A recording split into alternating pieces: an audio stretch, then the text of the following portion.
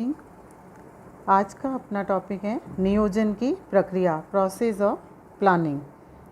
नियोजन क्या है? मूलतः ये चयन प्रक्रिया है एवं नियोजन समस्या का उदय होने पर कार्य के वैकल्पिक तरीकों की खोज के साथ ही ये कार्य प्रारंभ होता है। जैसे गॉस का कहना है, नियोजन एक चयन प्रक्रिया है क्योंकि इसके माध्यम से निर्धारित उद्देश्यों की प्राप्ति के लिए विभिन्न विकल्पों में से सर्वश्रेष्ठ विकल्प का चयन किया जाता है और क्रियान्वित किया जाता है। तो किसी भी एक काम को करने के लिए कई ऑल्टरनेटिव्स होते हैं, कई विकल्प होते हैं। तो नियोजन करते समय उन श्रेष्ठ विकल्पों का चयन किस प्रकार से किया जाए, तो इसके लिए एक निश्चित प्रक्रिया का उपयोग किया जाता है। कई प्रबंध शास्त्रियों ने इनके अलग अलग स्टेप्स के अंतर्गत इस कार्य को पूरा किया है। नाइल्स ने इसके 7 स्टेप दिए हैं, जॉर्ज आर टेरी ने 8, कुंज ओडोनेल ने 6 चरणों में इस कार्य को पूरा किया। लेकिन हम ओवरऑल देखें तो विभिन्न चरणों में विभिन्न स्टेप के अंतर्गत नियोजन की प्रक्रिया को पूरा किया जा सकता है। तो जैसे हम देख रहे हैं कि ये विभिन्न स्टेप हैं जिसके माध्यम से नियोजन की प्रक्रिया पूरी होती है। फर्स्ट स्टेप है उद्देश्यों का निर्धारण, डिटर्मिनेशन ऑफ ऑब्जेक्टिव। नियोजन प्रक्रिया का सबसे पहला कार्य होता है व्यावसायिक संस्था के उद्देश्यों का निर्धारण करना।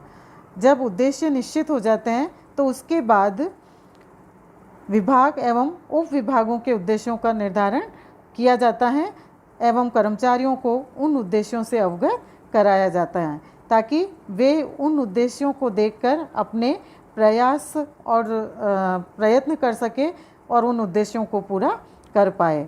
तो इसलिए नियोजन के अंतर्गत सर्वप्रथम संगठन के उद्देश्यों का निर्धारण करना आवश्यक हो जाता है। उद्देश्य के लिए प्रबंधक क्या करते हैं? उद्देश्य स्पष्ट करने के बाद वे विभिन्न प्रकार की नीतियों का, कार्यविधियों का, बजट, कार्यक्रम जैसे इनका निर्धारण करता है और उस प्रकार से नियोजन के उद्देश्य को पूरा करने का प्रयास करता है। नेक्स्ट स्टेप है पूर्वानुमान करना, फोरकास्टिंग। नियोजन का आधार पूर्वानुमान है। पूर्वानुमान का अर्थ होता है जिनका संबंध अनुमानित स्थिति या भावी स्थिति से भविष्य संबंधी जानकारी प्राप्त करना। तो नियोजन के आधार पर कोई भी संगठन अनेक बातों की जानकारी प्राप्त करता है, जैसे बाजार की स्थिति, मांग एवं पूर्ति का अनुमान, कीमतों की प्रकृति, गवर्नमेंट पॉलिसी किस तरह की है, इन सभी बातों का पूर्वानुमान करके और वो नियोजन प्रक्रिया के इस चरण के अंतर्गत ये प्रयास करता है, इनसे संबंधित तथ्यों का संग्रहण करता है, विश्लेषण करता है और विभिन्न सूचनाओं एवं समंकों की प्राप्ति इत्यादि करता है। नेक्स्ट स्टेप है वैकल्पिक कार्यविधि का निर्धारण, डिटरमाइनिंग ऑल्टरनेटिव। किसी भी काम को करने के कई तरीके होते हैं, कई विकल्प होते हैं, इसलिए नियोजन प्रक्रिया के इस चरण में वैकल्पिक कार्यविधि का निर्धारण करना होता है और इसके पश्चात इससे संबंधित तथ्यों, सूचनाओं, विश्लेषण, समंकों आदि की विस्तृत जानकारी करनी चाहिए ताकि सर्वश्रेष्ठ विधि की खोज की जा सके। सर्वश्रेष्ठ कार्यविधि एक और कार्य के निष्पादन को सफल बनाती है और दूसरी ओर व्यक्तियों की कार्यक्षमता के अंतर्गत वृद्धि भी करती हैं। तो इस प्रकार से वैकल्पिक कार्यविधियों का निर्धारण किया जाता है। नेक्स्ट, वैकल्पिक कार्यविधियों का मूल्यांकन, इवेल्यूशन ऑफ ऑल्टरनेटिव कोर्स। वैकल्पिक कार्यविधियों का निर्धारण करने के पश्चात उन विकल्पों के लाभों एवं दोनों का अध्ययन करके, यानी सापेक्षिक उनके लाभ एवं दोनों का अध्ययन करके मूल्यांकन किया जाना चाहिए। ऐसा करते समय यानी नियोजन को पर्याप्त सावधानी से विकल्पों का लक्ष्य, उपलब्ध साधन, निहित जोखिम, प्रमाप, जवाबदेहिता, सरलता, प्राप्त परिणामों के संदर्भ में जांच की जाती है और उनका मूल्यांकन किया जाता है। तभी हम ये निश्चित कर पाएंगे कि कौन सा विकल्प या कौन सी कार्यविधि सही रहेगी। नियोजन के नेक्स्ट चरण में सर्वोत्तम कार्यविधि का चुनाव करना, selection of best course of action.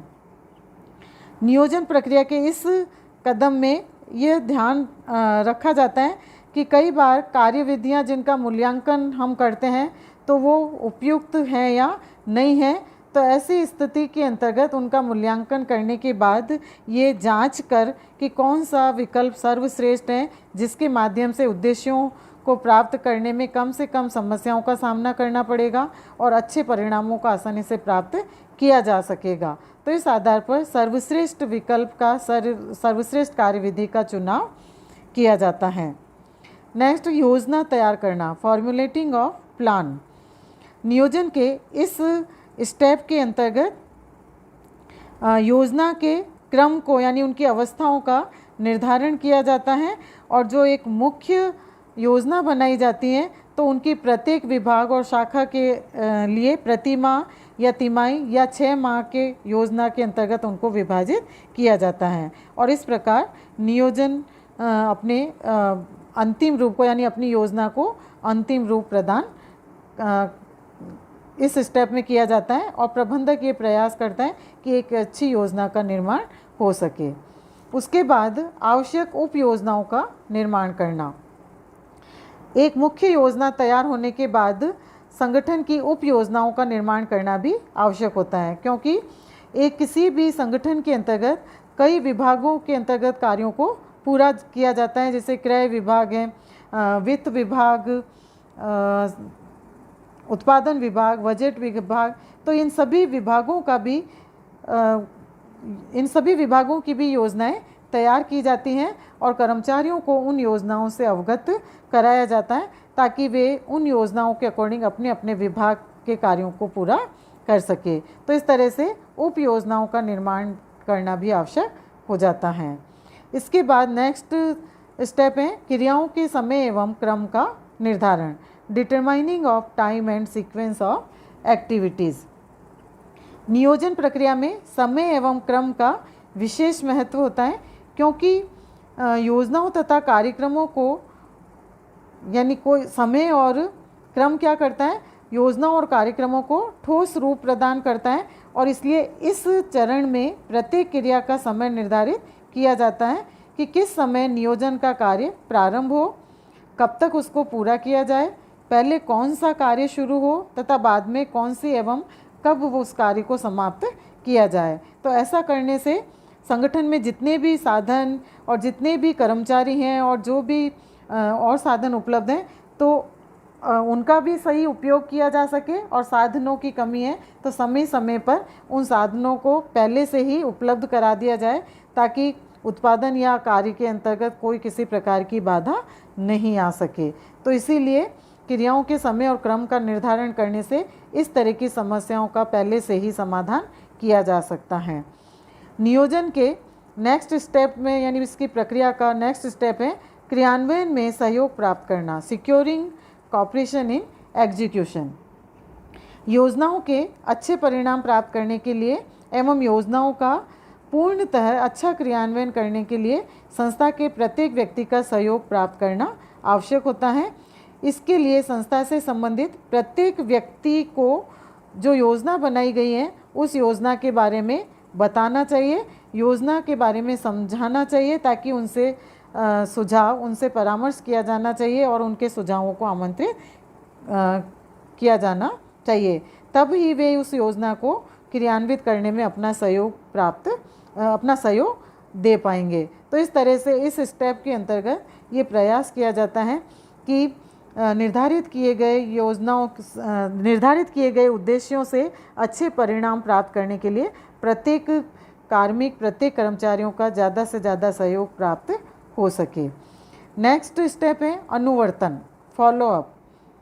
नियोजन प्रक्रिया नियोजन के क्रियान्वयन तक ही खत्म नहीं हो जाती हैं, अपितु यह बाद में भी चलती रहती हैं और इसीलिए कहा जाता है कि नियोजन हमेशा निरंतर चलने वाली प्रक्रिया है। समय समय पर नियोजन के परिणामों को ज्ञात करने का प्रयास किया जाना चाहिए। यदि वांछित परिणाम प्राप्त नहीं होते हैं तो इसके कारण को जानकर उन्हें दूर करके वांछित उद्देश्यों को प्राप्त करने का प्रयत्न किया जाना चाहिए। तो अनुवर्तन का तात्पर्य होता है कि जो भी कार्य किया जा रहा है या जो भी योजना बनाई है और उसको लागू करने के बाद वास्तव में उस योजना के अकॉर्डिंग कार्य हो रहा है या नहीं हो रहा है, और जो परिणाम प्राप्त होने चाहिए वो प्राप्त हुए हैं या नहीं हुए हैं, तो इसको देखना ही अनुवर्तन कहलाता है, फॉलोअप करना कहलाता है। तो इस तरह से एक प्रबंधक नियोजन की इस प्रक्रिया को पूरी करते हुए अपने उद्देश्यों को पूरा करता है।